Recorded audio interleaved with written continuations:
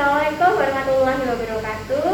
Selamat siang teman-teman semua, semoga dalam keadaan sehat. Kali ini Ibu akan menjelaskan terkait dengan latihan nafas dalam dan juga batuk efektif. Jadi latihan nafas dalam ini adalah bagaimana kita mengajarkan atau mengedukasi pasien untuk bernapas dengan perlahan, ya, menggunakan pernapasan diafragma, sehingga bisa memungkinkan abdomen akan terangkat secara perlahan-lahan dan dada akan mengembang dengan penuh.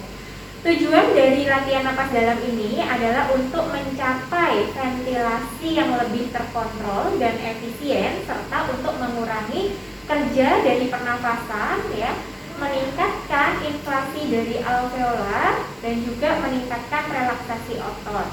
Selain itu bisa menurunkan ansietas, bisa menghilangkan dari pola-pola aktivitas pernafasan yang tidak bermanfaat, ya. Kemudian juga di sini kita bisa melambatkan frekuensi pernafasan, mengurangi udara yang terperangkap serta mengurangi kerja pernafasan. Latihan nafas dalam ini bukan merupakan latihan fisik, ya teman-teman, karena di sini sebetulnya tindakannya adalah memberikan efek relaksasi, sehingga kita akan membantu pasien untuk mengatur pernafasannya sehingga pernafasan bisa lebih terkontrol, teratur. Nah, ya, di sini teman-teman, dalam pernafasan kita memahami ada proses inspirasi dan ekspirasi yang kemarin sudah Ibu jelaskan, ya. Ya, baik teman-teman, untuk tujuan dari latihan napas dalam ini adalah bisa mengurangi nyeri, kemudian mengatur frekuensi dan pola pernafasan sehingga bisa mengurangi udara yang terperangkap, kemudian juga memperbaiki fungsi dari diafragma, memperbaiki pergerakan yang ada di pergerakan udara di dalam rongga dada, kemudian memperbaiki proses inspirasi dan ekspirasi sehingga pertukaran gas akan lebih maksimal. Selain itu juga bisa mengatur dan mengkoordinir kecepatan dari frekuensi pernafasan sehingga pernafasan akan lebih efektif dan mengurangi kerja dari sistem pernafasan. Nah, kapan kita bisa melakukan latihan napas dalam ini? Kita bisa melakukan pada pasien yang mengalami gangguan paru-paru, baik gangguan paru-paru obstruktif maupun gangguan paru-paru restriktif. Nah, di sini selain nanti kita akan melatih latihan nafas dalam, ya teman-teman, kita juga akan melakukan latihan dari batuk efektif. Kemudian untuk latihan nafas dalam bisa kita kombinasikan dengan batuk efektif, ya teman-teman. Jadi latihan batuk efektif ini merupakan suatu metode batuk dengan benar di mana klien akan menghemat energi. Jadi batuk tidak batuk-batuk terus, tetapi kita bisa mengatur bagaimana pasien bisa batuk efektif dan bisa mengeluarkan dahak sehingga pasien tidak mudah lelah dan dahak bisa dikeluarkan secara maksimal. Tujuan dari latihan batuk efektif ini sendiri yang pertama untuk merangsang terbukanya sistem kolateral, kemudian meningkatkan distribusi dari ventilasi, meningkatkan volume paru-paru, kemudian memfasilitasi pembersihan saluran nafas, membantu mengeluarkan lendir dan menurunkan resiko pneumonia, atelektasis maupun emboli paru. Seperti itu. Nah, indikasi dari latihan batuk efektif ini bisa dilakukan pada pasien yang mengalami penyakit paru obstruktif kronis atau PPOK, kemudian pada pasien dengan emfisema, fibrosis, asma, kemudian dengan infeksi saluran pernafasan, kemudian pasien yang mengalami bed rest atau imobilisasi, dan pasien pasca operasi. Untuk tindakan nanti kita akan lakukan antara latihan napas dalam dan juga batuk efektif secara sinergis sehingga teman-teman bisa mendemonstrasikan di rumah bagaimana tekniknya secara benar. Untuk prosedur atau standar operasional prosedur dari tindakan latihan napas dalam dan juga batuk efektif, nanti kita membutuhkan alat-alat, ya teman-teman. Pada tahap preinteraksi kita akan mengecek catatan rekam medis, bagaimana kondisi dari pasien, kemudian diagnosa medisnya, ya, kemudian pasien mengeluhkan batuk berdahak, batuknya sudah berapa lama, bagaimana dahaknya bisa keluar dengan lancar atau tidak. Kemudian kita bisa mengecek hasil foto ronsen apabila untuk mengidentifikasi di mana letak dari dahaknya. Kemudian kita juga bisa mendengarkan dengan menggunakan stetoskop. Sehingga kita harus menyiapkan peralatan yang kita butuhkan. Tentu ada sarung tangan, kemudian ada tisu, ada air hangat di dalam gelas, perlak, handuk, beko, dan juga di sini kita menggunakan pot sputum, di mana nanti pasien pot sputumnya sudah kita isi dengan desinfektan ya, sehingga nanti ketika dahak dibuang ke sini tidak menimbulkan transmisi dari infeksi seperti itu. Nah, di sini setelah kita mempersiapkan peralatan, kita akan mencuci tangan ya, dan menggunakan APD terlebih dahulu. Ya, kita bisa memastikan ya keamanan dari petugas dan juga keamanan pasien supaya tidak terkontaminasi atau terinfeksi apabila pasien mengalami penyakit tertentu.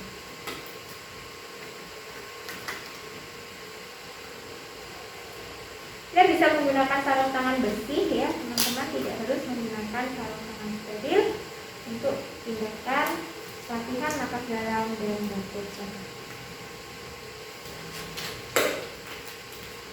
Baik, setelah kita siapkan alat-alat juga sudah kita siapkan, kita menyiapkan diri, keamanan diri, kemudian kita akan menemui pasien untuk melanjutkan ke tahap orientasi. Selamat sore dengan Bu Laila. Ya, masih ingat dengan saya Bu ya, Nurse Penny. Tadi kita sudah melakukan pemosisian. Nah, sekarang kita akan berlatih ya Bu ya, untuk melakukan latihan napas dalam dan juga batuk efektif, sehingga kita harapkan nanti Ibu bisa bantu untuk mengeluarkan dahak secara maksimal. Sekarang yang diperlukan apa Bu Laila?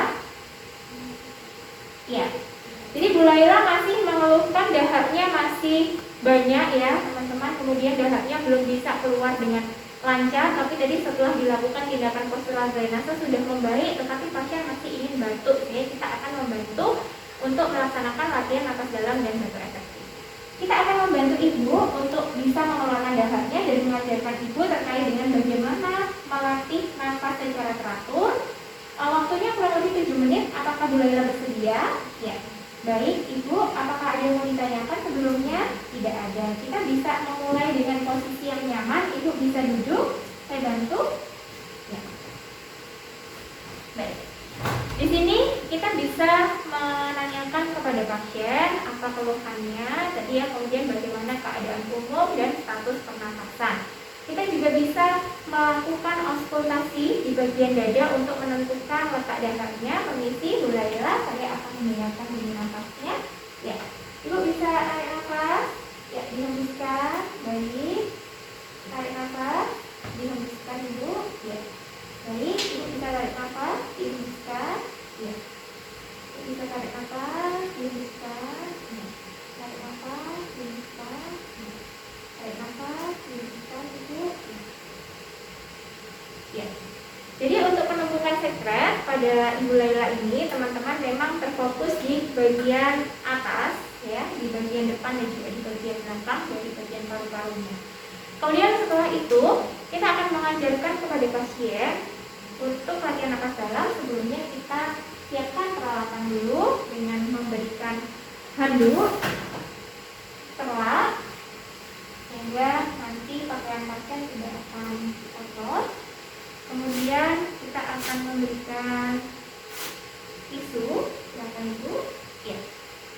Baik. Kita dekatkan bengkok dan juga pot sputum. Nah, kita sampaikan kepada pasien.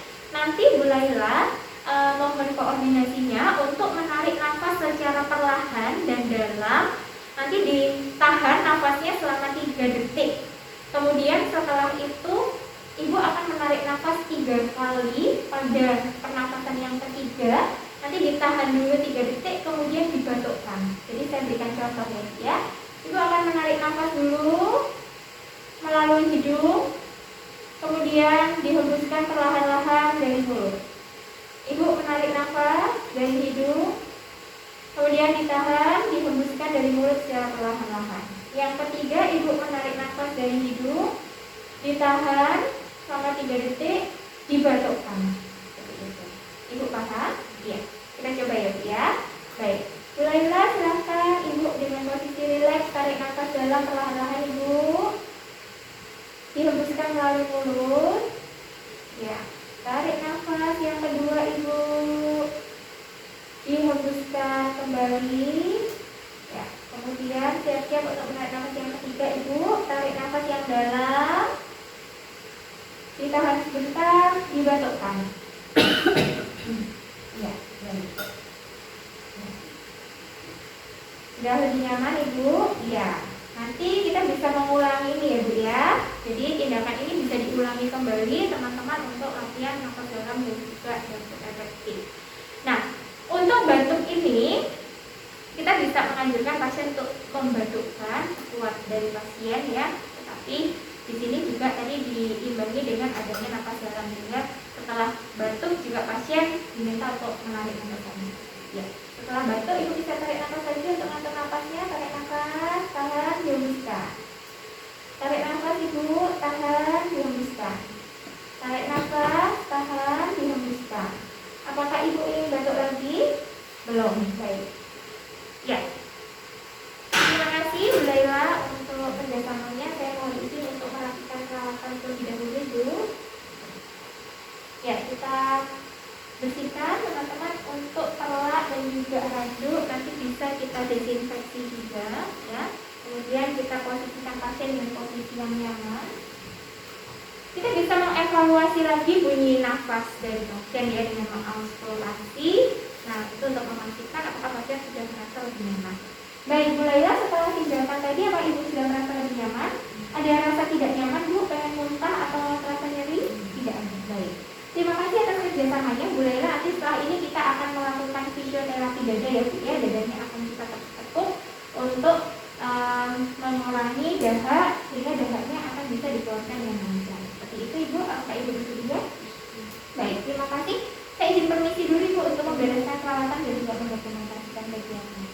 Baik teman-teman, setelah itu kita akan mendokumentasikan ya. Kita rapikan peralatan dan mendokumentasikan untuk tahap dari terminasi. Tadi kita sudah mengevaluasi, kemudian memberikan reinforcement, kontrak waktu untuk selanjutnya, dan juga kita mendokumentasikan apa saja. Tadi kita dokumentasikan bagaimana dahak pasien ya, batuknya bisa efektif atau tidak. Kemudian tadi posisi dari dahak itu ada di bagian mana saja. Dari hasil auskultasi paru itu harus kita cantumkan dan dokumentasikan yang lengkap, termasuk tindakan edukasi yang telah kita lakukan.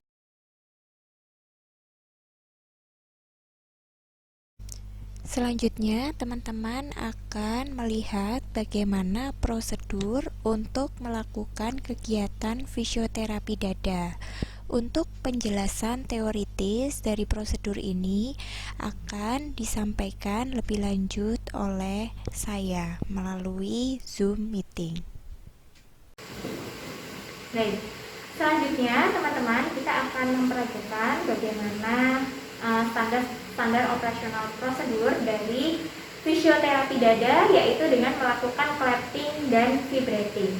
Nah, di sini untuk kegiatan yang kita lakukan pada tahap preinteraksi, kita akan mengecek catatan medis pasien, melihat kondisi pasien, bagaimana keluhan dari pasien, kemudian gambaran ronsennya. Nanti kita juga bisa memvalidasi kepada pasien dengan mendengarkan adanya suara ronki ataupun dahaknya berkumpul di bagian mana. Kemudian setelah itu kita akan mempersiapkan peralatan. Jadi ada sarung tangan, kemudian ada perlak jika nanti pasien ingin batuk efektif ya.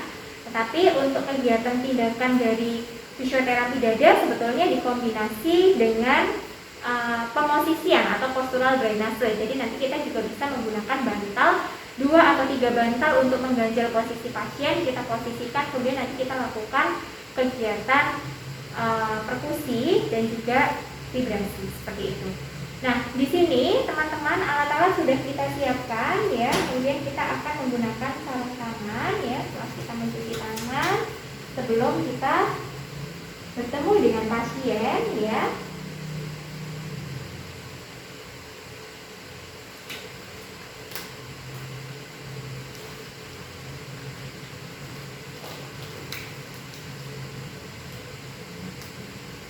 Untuk memastikan keamanan diri dari kita sebagai petugas.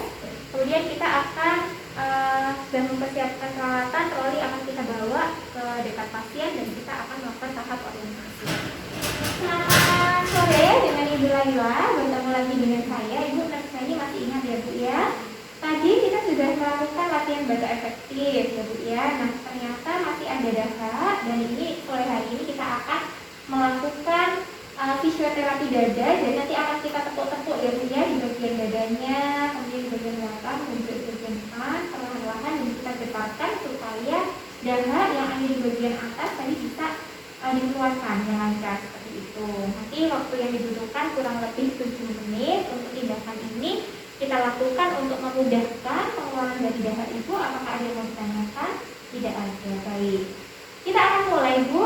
Jadi Ibu bisa melakukan posisi yang nyaman ya. Kita akan dengarkan dulu tadi untuk kita memastikan dengan auskultasi bagaimana letak sekret ya. Tadi kita sudah menjaga privasi, kita juga sudah mencuci tangan dan menggunakan sarung tangan. Selanjutnya kita dengarkan bunyi nafas. Ibu bisa tarik nafas, baik, Ibu bisa ya. Tarik nafas, Ibu bisa, baik, kemudian tarik nafas Ibu, Ibu bisa, bagus sekali. Ya, ini dilakukan ya teman-teman untuk mengauskultasi area dari paru.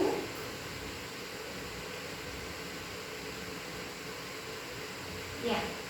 Setelah itu kita mendapatkan tadi posisi dari dahaknya ada di bagian apikal dan posterior, ada di bagian atas dan juga bagian belakang.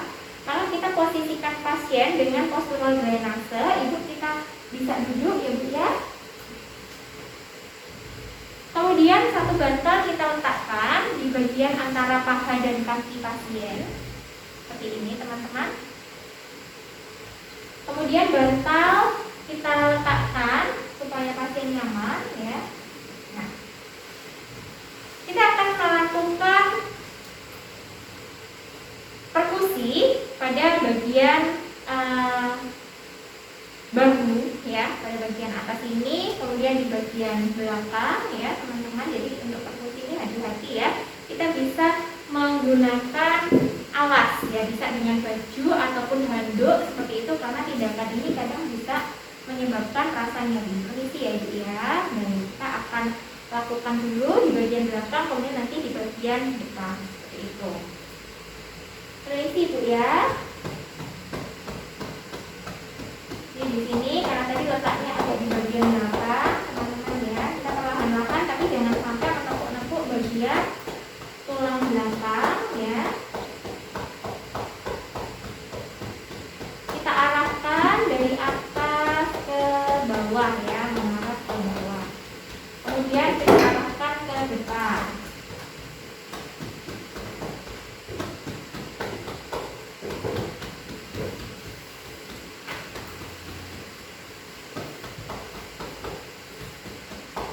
Ya, untuk melakukan plating ini kita bisa menunjukkan bagian telapak tangan ya. Jadi tidak seperti ini, tapi lebih mengunjuk sehingga pasien merasa lebih nyaman.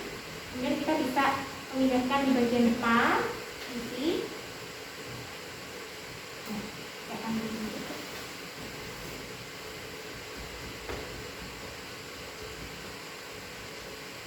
Perlahan-lahan ya teman-teman, jangan terlalu keras untuk kegiatan ini. Hati-hati bagian sternum tidak boleh dilakukan plating ya, seperti itu. Kemudian di sini untuk bagian tulang belakang, ginjal, hepar, limpa, skapula dan juga sternum tidak boleh dilakukan plating. Setelah itu kita bisa melakukan vibrasi ya teman-teman, karena tadi dahaknya ada di bagian belakang. Jadi kita akan melakukan vibrasi bagian belakang. Mungkin Ibu akan mendemonstrasikan cara untuk melakukan vibrasi. Nanti kita akan meletakkan sarung tangan dengan tangan yang lain. Nah, seperti ini nanti ya. Kegiatan vibrasinya. Permisi Ibu. Nah, nanti di bagian belakang kita bisa melakukan kegiatan vibrasi dari satu tangan, kemudian ada tangan yang lainnya seperti ini.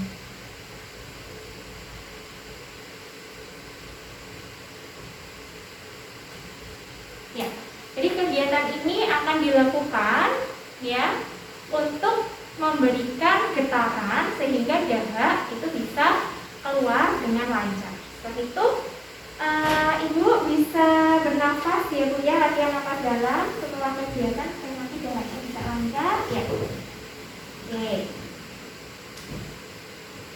Untuk fisioterapi dada dilakukan selama 15 sampai 20 menit ya, teman-teman. Setelah tadi kita melakukan clapping dan juga vibrating ya, dilanjutkan dengan melanjutkan pasien untuk menarik nafas dalam secara perlahan-lahan.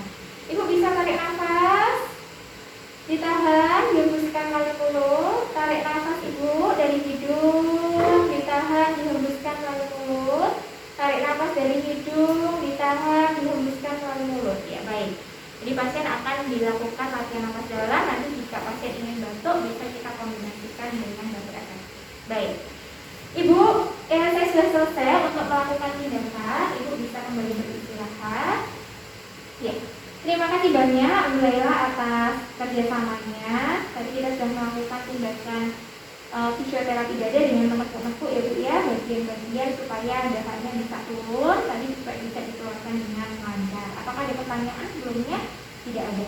Terima kasih banyak untuk kerjasamanya Ibu. Saya mohon izin untuk merapikan peralatan dan mendokumentasikan kegiatan. Sehat selalu ya Bu ya. Ya. Jadi ini tadi adalah kegiatan yang kita lakukan setelah kita melakukan evaluasi, kemudian kita berikan reinforcement positif kepada pasien, kemudian kita dokumentasi dari tindakan yang sudah kita lakukan, bagaimana hasil dari fisioterapi dada dan bagaimana respon dari pasien. Sekian teman-teman dari saya, terima kasih atas perhatiannya. Wassalamualaikum warahmatullahi wabarakatuh.